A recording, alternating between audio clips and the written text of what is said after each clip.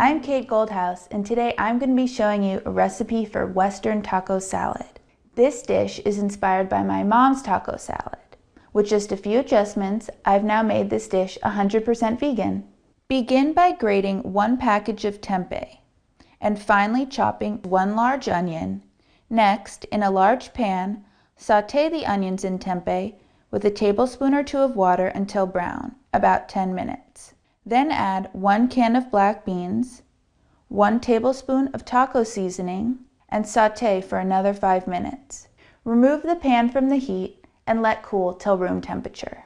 Chop 2 heads of romaine lettuce and 1/2 cup of cilantro. Slice 1 cup of baby tomatoes in half. Place the vegetables into a large salad bowl. Add 1 cup of black beans, 1 cup of corn, 1 cup of salsa, and the tempeh mixture, and toss to combine. In addition to being excellent sources of protein and fiber, black beans and tempeh are also great sources of calcium.